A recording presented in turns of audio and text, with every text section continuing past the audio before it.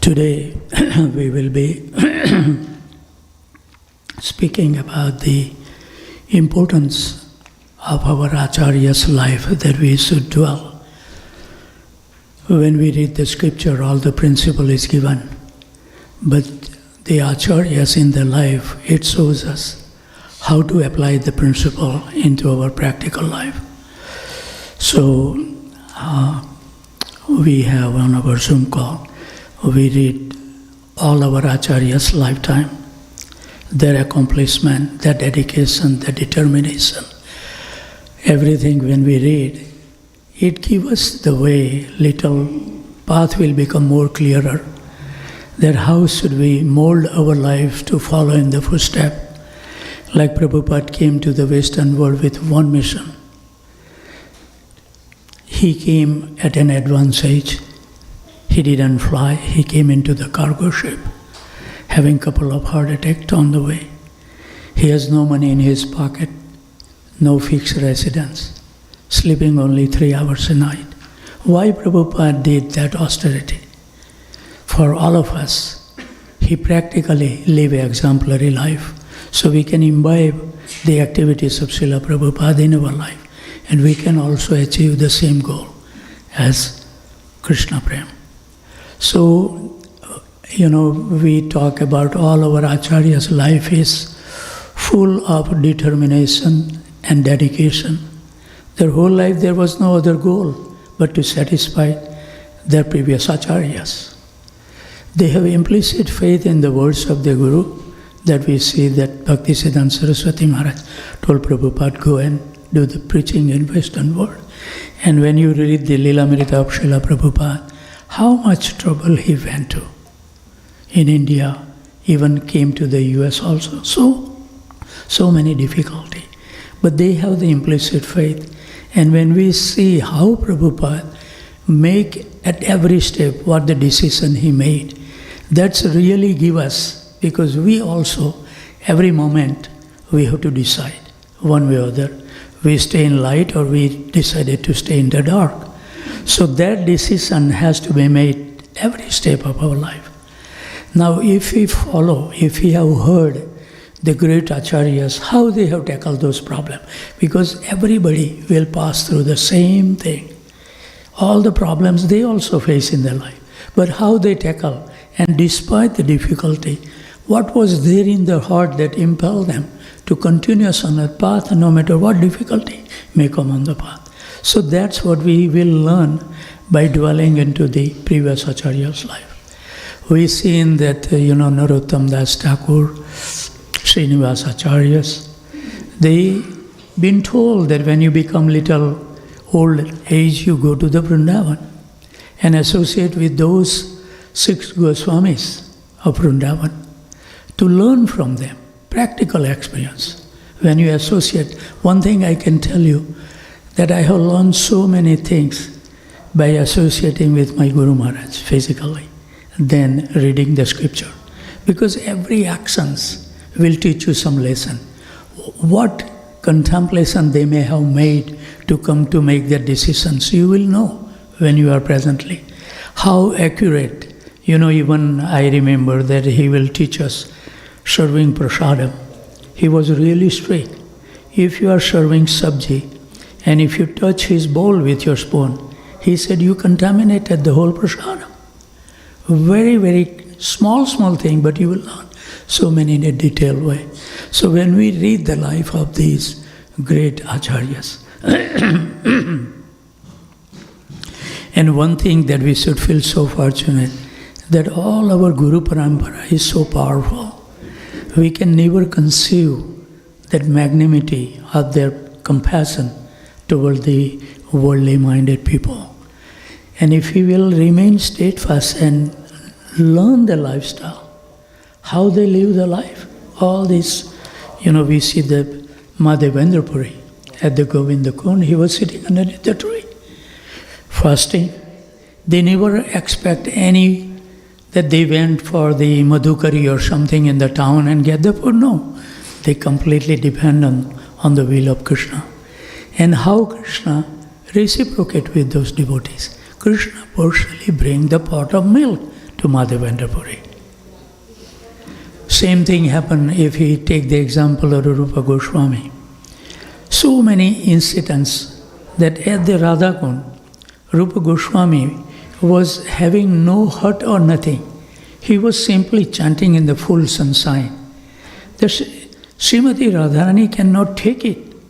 So Radharani came with her veil and put it on the top of the Rupa Goswami. And then his elder brother Sanatan Goswami came to know. He chastised Rupa. What are you doing? You are taking, we need to show Srimati Radharani, and you are utilizing the service from Radharani. Another time, in Tirakabdamba, where Rupa Goswami has that bhajan kutir, and that's the Tirakabdamba where Rupa Goswami write all the wonderful literatures, Nectar of Devotion, all this. And there was a big tree, if you go there, not in the front of his bhajan kutir, but little away there is a big tree there, still alive. That's where Rupa Goswami used to sit and write all the wonderful literatures. Very simple life, natural life. So, one time, then Rupa Goswami, his elder brother, came to visit him.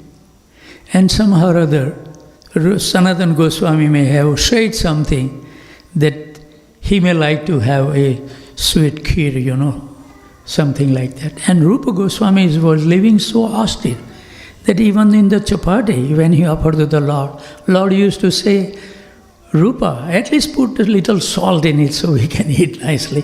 And Rupa Goswami said, this is what I have.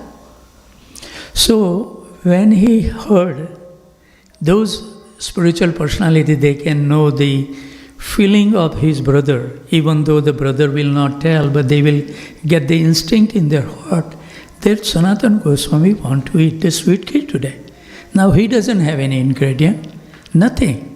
He doesn't have any rice, he doesn't have any sugar, he doesn't have any milk.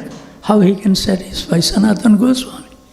But he has intense desire that we have talking about the lolium. So the Rupa Goswami has that intense greed to satisfy Sanatan Goswami. So what happened?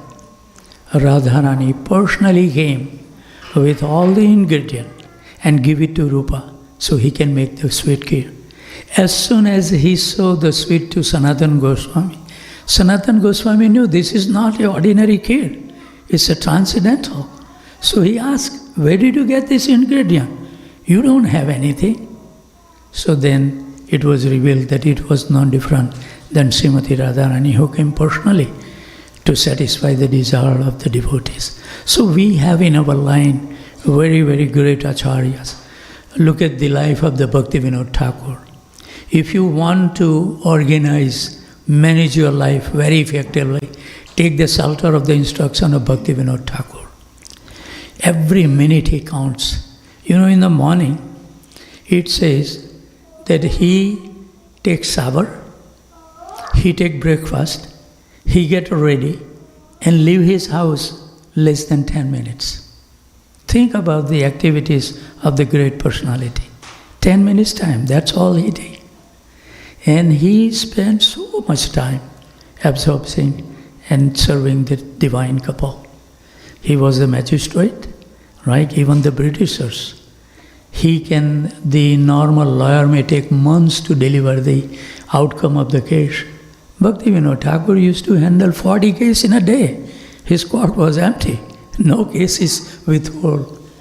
So that great personality that even the Britishers, where you see in the Godruma Dweep, they even planning to have the railway directly from the Bhaktivinoda Thakur house to the court, so he can remain very efficient. So our Acharya, when we read his life, I think that his daily schedule is so profound. If you read his life and see the schedule, how he was living, it will give us really the impetus that this is what our Acharya did to achieve the goal. How much we should also be punctual in our activities and organize our day. Recently I said that if you bisect your day, you have to learn to bisect your day.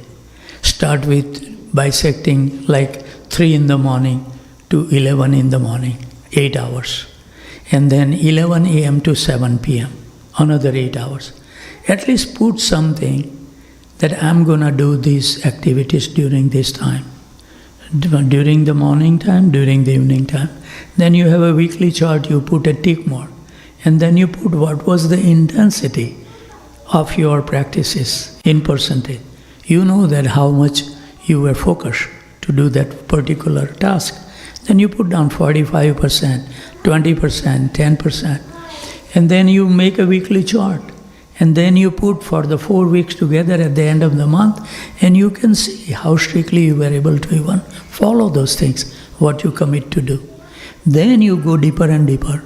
Then you bisect your day in 4 segments, like 3 a.m. to 7 a.m., 7 to 11, 11 to 3, 3 to 7. And each segment should have some prominent activities that you think that you want to engage in. If we don't plan like this, then we will not reach our goal. My Guru Maharaj, sometime when he comes and I will say, Guru Maharaj, we would like to do in the next trip, which is 6 months away. And he says, you are too late. I made my schedule 1 year ahead of time. So these are the personality we see that how they get the training from Srila Prabhupada. That they were so particular about everything. They knows what they need to do ahead of time. Not trying to match up the things or at the last minute you try to achieve those things. So then bisect in a 4 quadrant. And if you want to go after your retirement, not while you are working, but we should plan that when you retire, you bisect into the 8. Every 2 hours, 3 hours to 5 a.m., what you want to do, 5 to 7, 7 to 9, 9 to 11, 11 to 1, 1 to 3, 3 to 5, 5 to 7.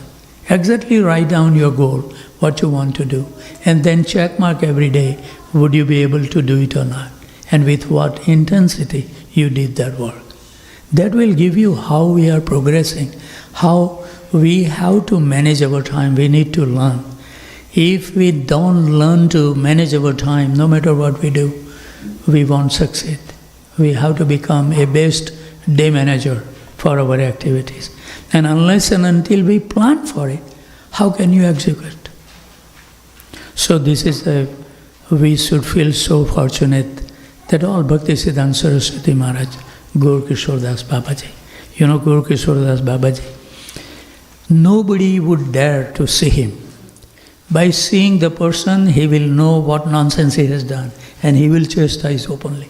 So people were afraid to go to Gaur Kishore Das Babaji. He has that ability, spiritual strength, that he can see the persons. And they were very afraid, powerful. Jagannath Das Babaji, lived for 140 years.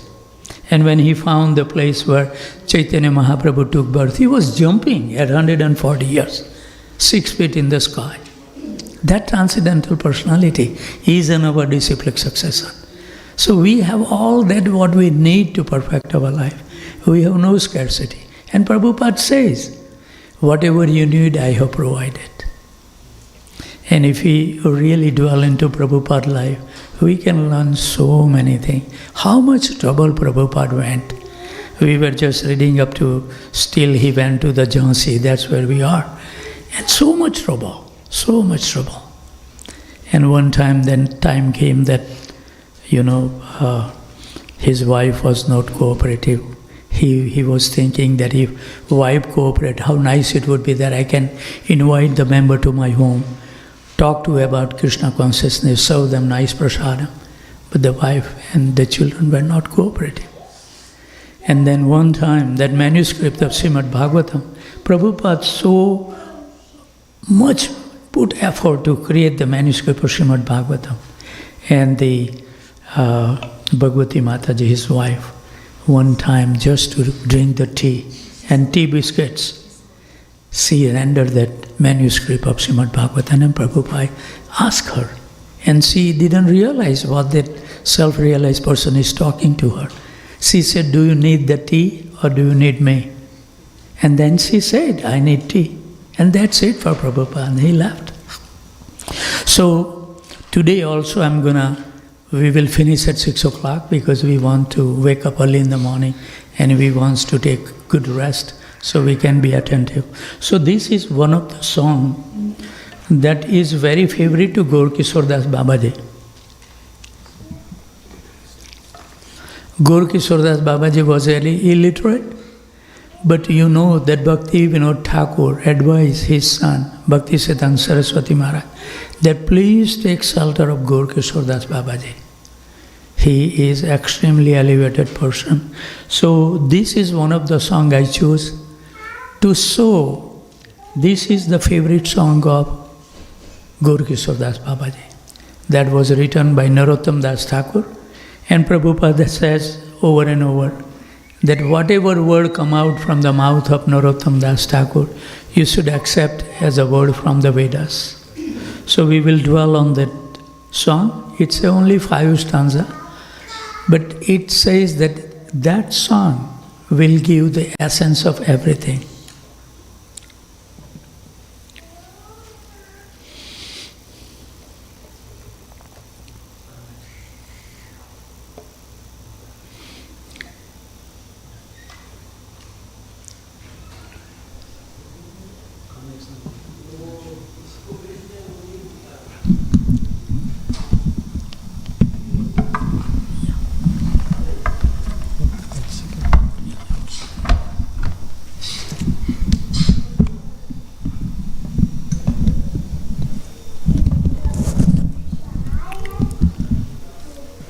So this is the Gaur Kishore Das Babaji favorite song.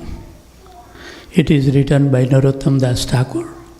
Narottam Das Thakur's songs were much beloved by Babaji Maharaj, and he was often heard to sing one of them in particular this song. All Vaishnava teaching can be found in this one song. The title of the song is Gaura Pahu. Gaura Pahu na bhajiye goino, prema ratana dhana helaya haraino. Narottam Das Thakur saying that I have invited my spiritual death by not worshipping Lord Chaitanya. Due to my neglect, I have lost the invaluable jewel of love of Krishna. So in this Gaura Pahu means Lord Chaitanya. And na bhajiya, without worshipping goino. Goino means I have invited spiritual death. Spiritual death means to forget that we are the spirit soul.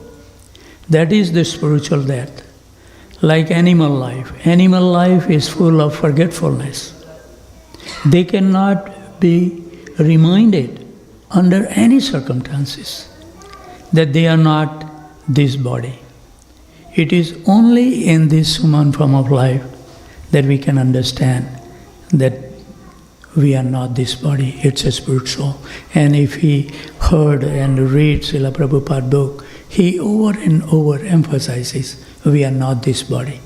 Until you come out from the material concepts of life, material body, what is the hope we have to go beyond?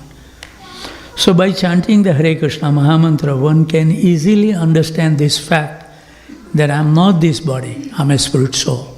And my real identity is servant of God, and my life should be dedicated to give pleasure to the divine couple. Here Narottam Das Thakur says on our behalf, there we are neglecting this important task in our life. Spiritual life means to develop real love. Not the so-called love that you see on the society or on the billboard, Actually, the word love is only applicable with Krishna only, with God. To love means to love Krishna, nothing else. And this is spiritual love, and we are created for that purpose. So that is wanted, Narottam Das Thakur says, that I could have achieved the true treasure of love, but I was robbed of it because of the neglecting the principal practice of worshipping Lord Gauranga. Then the second stanza, Adhane yatana kari dhana tai ginu, Apana karama doshe, apani dubinu. I have rejected the real purpose of my life and given my attention to worthless thing. I am drowning because of my own mistake. Just analyze our life. What percentage of our life we just work to maintain our family affair? Just think about it.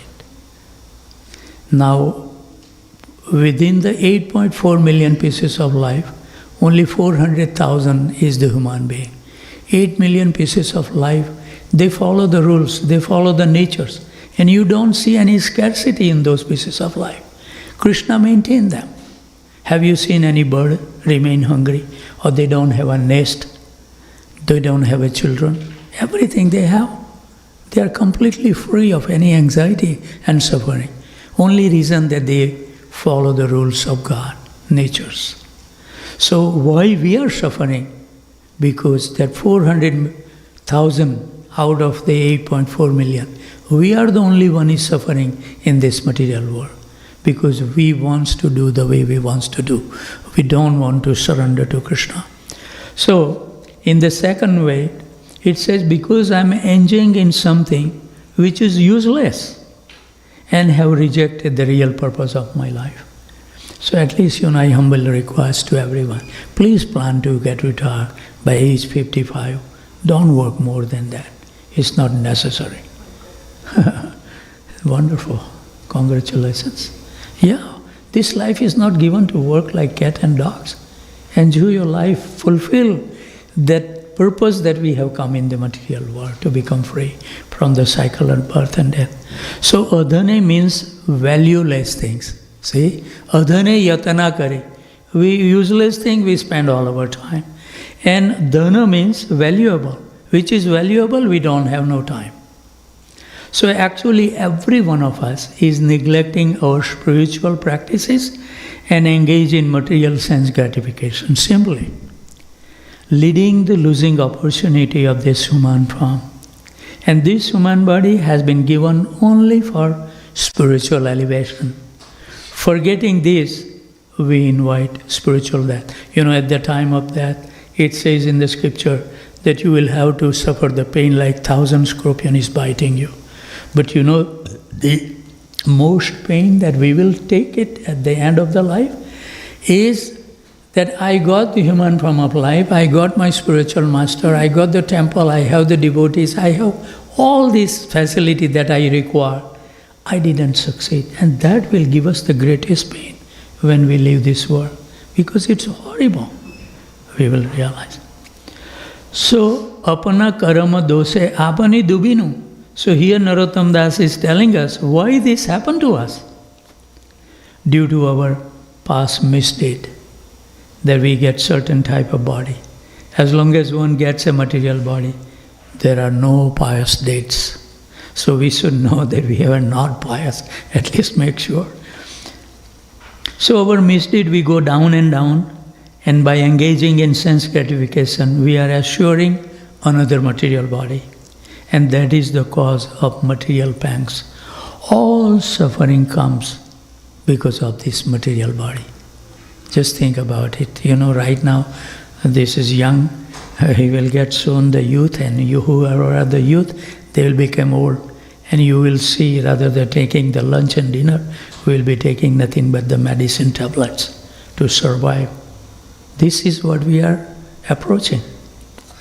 So as soon as we are out of this material body, no more suffering, simply an enjoyable life. So why it is happening to us? Narottam Das Thakur is revealing in the third stanza. Sat sanga chhadi kainu asate vilas, te karane lagya ye karma bandhavas. I have given up the association of devotees, but I am associating with common nonsense man. And that is why the noose of karmic entanglement has been placed around my neck. So satsanga, there is a sat means spirit. Satsangam chhadi means we have given up the association of the devotees. And just because of that, we take a satsang. We are going to associate with whoever we choose. If you don't associate with the devotees, you are going to associate with the non-devotee. We are going to have the association. And association with the worldly minded people or the non-devotees is the root cause. Association with the non-devotee produce the material attachment. Even Chaitanya Mahaprabhu, he requested, don't visit those grihasthas and, entangle in it, because it can influence. Unless you are really spiritually strong, then and then you can change the other people. But if we are not fixed in our devotion, we will get influenced by their thought and you will misguide. So many allurement is there in material world. So it's implication in material condition life. Te karne lagilo ye karma bandha fast. Just because we have given up the association with the devotees and to try to enjoy among non-devotees, and immediately Maya have caught us and entangle us in the wave of relative activity. Maya is always sitting right beside us. Srila Prabhupada, when he visits the temple and he will come and take the deity darshan, even though he was a pure devotee, he will always pray to the deity, please protect me from your external energy. Maya Devi. Maya Devi is so strong, always with us. And as soon as we give up the company of the devotee, what Maya will say, oh yes, come to my company and you will be so happy. So nobody can remain without any company. That is not possible. One must associate with either Maya or Krishna. This is the choice we have, where we want to lead our life. Krishna conscious means to keep association with the devotees of Krishna. And due to this, if we are doing this, what will happen to us next? Narottam Das reveal in the 4th stanza. Visaya Vishame Visa Satata Khaino Gaura Kirtana Rashe Magana Napaino. I have constantly drunk the most dangerous poison of sense gratification, and so I could not merge myself into the Sankirtan movement started by Lord Chaitanya. So finally Narottam Das, representing our Shah, lament as follows. Oh, this is the last one. I missed. Oh, 2 paper were stick together. So Visaya means sense gratification. Eating, sleeping, mating and depending. And these 3 things if you control, you don't have to defend. Eating, reduce the eating, reduce sleeping, reduce mating. And then you don't have to defend. Krishna will defend for yourself. So those 4 principles are called Visaya. And Visama, it says that the Visama Vish means dangerous. And Visa, Vis means poison. So if one is simply engaged with these 4 activities, just like the animal, then one is simply drinking poison, according to Narottam Das Thakur. That's all. I know this is poison, but I am so much intoxicated that I am drinking this poison at every moment. Then what happened drinking the poison? Gaura Kirtana Rashe Magana Nahainu. If we will keep on drinking that poison of material attachment, therefore I could not merge myself into the Sankirtan movement of Lord Chaitanya. That is actually a fact. So as soon as we will entangle in the material, we always want to improve our material situation. But we never think to improve our spiritual. And that is the reason we work so hard to improve the material situation, but there is no way that we can improve unless sanctioned by Krishna. So we are putting unnecessary effort to change the circumstances. So those who are too much attached to the materialistic way of life, who are always drinking the poison of sense gratification, are not attracted by this Sankirtan movement. So then this is the last stanza. Narottam Das Thakur is revealing everything in this one song. कीनो व अचय प्रण की सुख लगिया नरोत्तम दास केनो नागेलो मरिया. Why am I living? What pleasure is life bringing it to me? Narottama asked. Why did I not die long, long ago? What is the use of living if you are not going to work utilizing this body to perfect our life? So finally, Narottam Das Thakur, representing ourselves, and he laments seeing our conditions as follow. Kenava ashaya prana ki sukha paya. Why I am living? I have not associated with the devotees. I have not taken part in the Sankirtan movement. I do not understand Krishna. I do not understand what is Lord Chaitanya. Then why I am living? What is my happiness? And why did I not die long time ago? So this is not only Narottam Das Thakur lamentation. It's every one of us should think like that. If I cannot associate with devotees, if I cannot understand the Krishna consciousness movement, cannot chant Hare Krishna Mahamantra regularly in the morning, if I cannot come in touch with the Lord Chaitanya and his eternal associate, it should be better for me to die at the present time. So this is the substance of this wonderful song. That's why it was very dear to Gaur Das Babaji. And we see in the life of Gaur Das Babaji that how much they were fixed in their practices. There is no deviation. Do you think that they don't have any difficulty or those obstacles we face on a day-to-day basis? They were also living as a human being. They must have faced all this difficulty. But they were so staunch. One thing about all these eternal associates, that they have no value of other thing than the love of God. That's the prime goal. They never deviated from that path. Whatever comes, the choice comes always Krishna or Maya. And they always selected Krishna. No matter what it happened, they always dedicate their life. And they please the Guru Parampara. See, I was telling Rajesh Prabhu, where we are sitting in the car, there is no way, don't think that your own effort will ever take you back to Goloka Vrindavan. You need the mercy of those who reside over there, and with their mercy only, we will have the path ready. And how we will get the mercy? Dedicate your life. How can you please Guru? You know, there are three kinds of disciple. One kind of disciple, that even Guru tell them, do this, they won't be able to do. That's third class. Second class devotees is what Guru will say, hey, do this, they will do that. But who is the first class disciple? That without telling, you should read the mind and heart of your Guru Maharaj through his life, what his intention is, and assist him to reach the goal. What Prabhupada did, he knew the inner core of the heart of Bhaktisiddhanta Saraswati Maharaj, and he delivered. That's how you get the mercy. Help our spiritual master, what they are seeking to achieve in their life. Become instrument to assist them. That's the duty of the disciple. This is the first class disciple. Without telling Guru what to do, we should know by his life what his activity, what his mission is. We should know. He is our spiritual master. We should have that information.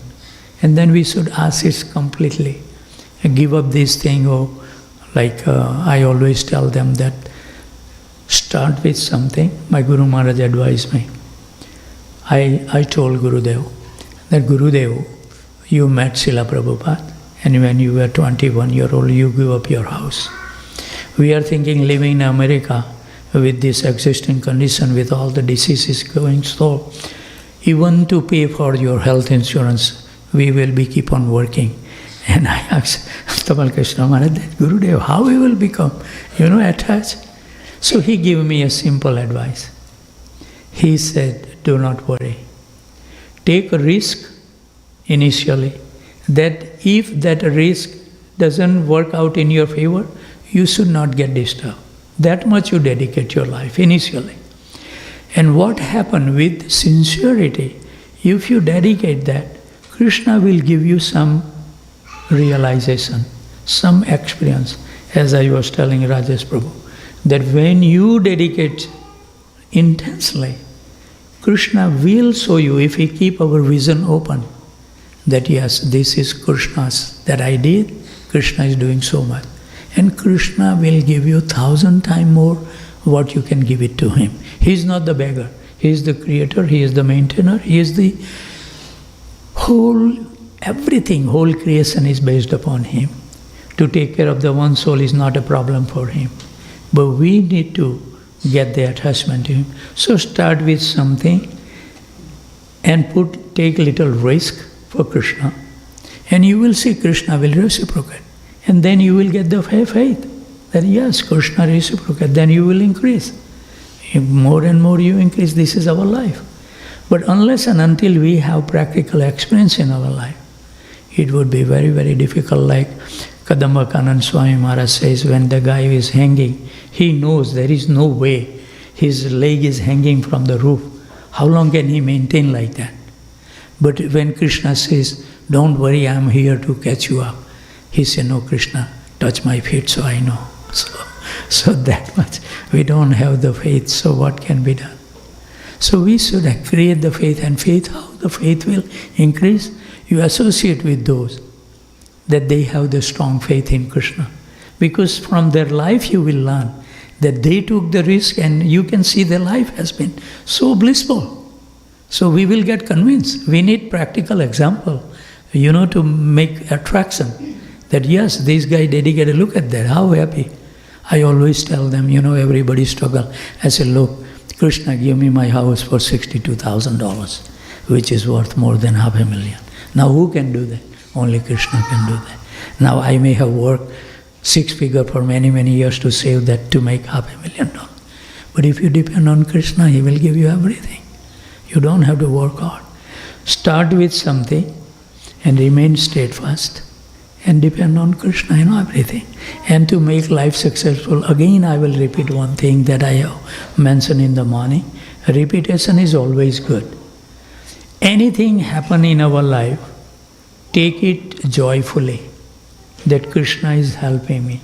Even though it may be reversible situation may come in our life, but Krishna knows our past, he knows our present, he knows our future, and he always does good for his devotees. So have that much faith. Narottam Das Thakur, Gaur Kishore Das Babaji, or our Guru Parampara ki Jai. Hare Krishna. So go back and take good rest. So tomorrow we can wake up early in the morning and attentively chant the Hare Krishna Maha Mantra. Tomorrow is the day that we should finish at least minimum 64 rounds. And take the early retirement and chant every day 64 rounds. It's not that hard. You can do it. Thank you very much. Thank you very much. Hare Krishna. Vancha kalpatarubhasya kripa sindhubhaya vacha patitanam pavanebhyo vaishnavebhyo namo namaha. See, one thing I learned about this. Last time I gave the Sunday Feast class in our Houston temple, I asked the audience, how long do you think that you will be able to hear me? And nobody was giving answer. I said, I need to hear, because I don't want to talk when you not maintain your concentration. Useless talk, I'm not interested. Then the one devotee raised the hand, and he said, Prabhu, we can hold our concentration for 20 minutes. I spoke exactly 19.5 minutes, and I stopped. So, look at that, I finished before 6 o'clock. Hare Krishna. Hare Bol.